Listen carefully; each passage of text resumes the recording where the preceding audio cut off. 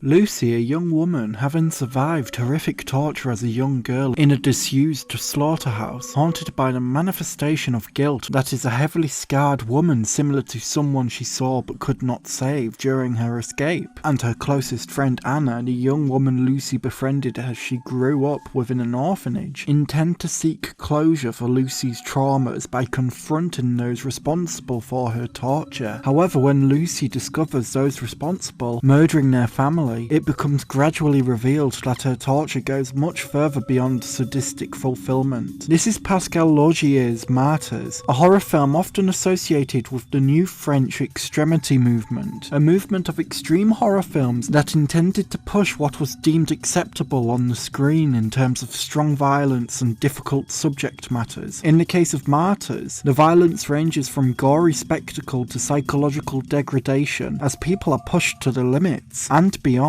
what they can handle until they psychologically break. Starvation, darkness, dehumanization. The aim of a nameless, enigmatic organization responsible for the torturing of innocent women is to push beyond the barriers of suffering so their victims can reach the cusp of death and peek into the afterlife. It is a callous method to discover whether there is life after death and if the afterlife is worth living. By exploring the afterlife via intensive torture and the permanent psychological damage of their victims, this enigmatic organization aims to gain closure for their own search. Martyrs is terribly difficult viewing. Very early on, its graphic content pummels the viewer, and very few scenes offer any sense of solace. Martyrs can be split into two distinct parts: the discovery of those responsible for Lucy's torture, and Anna's discovery of the intent behind the torture. Both parts provide their own twists and turns. Within the film's first half, Lucy is frequently haunted by the manifestation of a fusion of survivor's guilt and remorse, which is revealed to be the young woman she found but was unable to save in her escape from the slaughterhouse. Believing that killing those responsible could bring closure, it does not. The manifestation cuts, slices, and carves into Lucy, which is gradually revealed to be Lucy's own actions of self-harm and eventual suicide. Nothing seemed to bring closure and peace to her trauma, and the impact is somber. Even having killed those responsible for their tortures, Lucy was unable to escape her own sense of grief and guilt for surviving when another victim could not. Within Martyr's second half, when Anna is taught of this torturing nameless organization's intent to cause their victims so much pain that they transform, transfigure, transcend beyond suffering, Anna is then to become a victim like Lucy. Unlike Lucy, who escaped, Anna does not.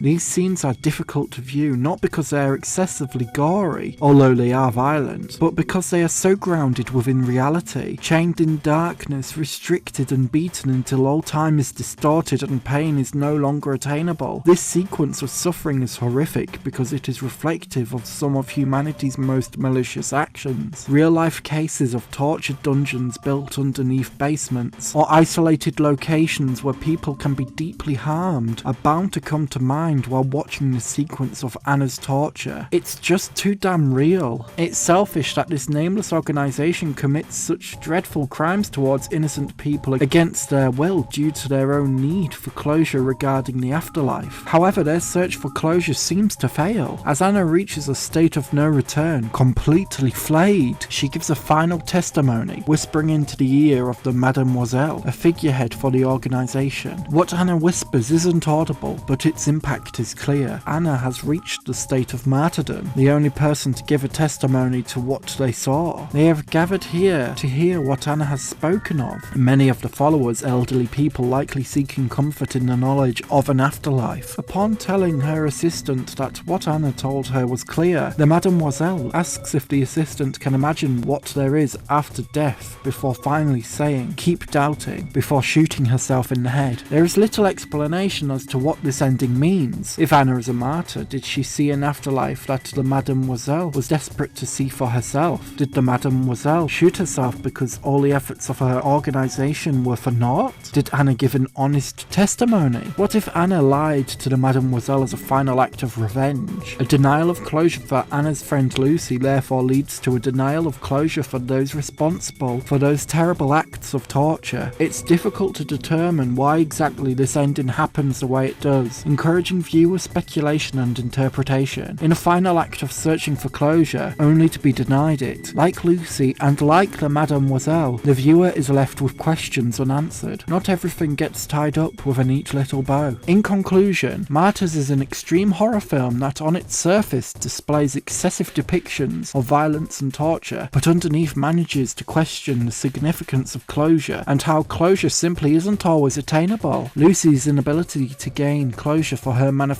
of guilt, the Mademoiselle unable to seek the answer she expected to receive, and the viewer unable to receive a clear-cut ending that ties the narrative up tidily, demonstrates that Martyrs is a film illustrating the importance in accepting that things just don't always go the way we expect. In some ways, it is a film about disappointment. The disappointment of not receiving closure, of things not going the way they were planned. For its downbeat nature, Martyrs itself does not disappoint.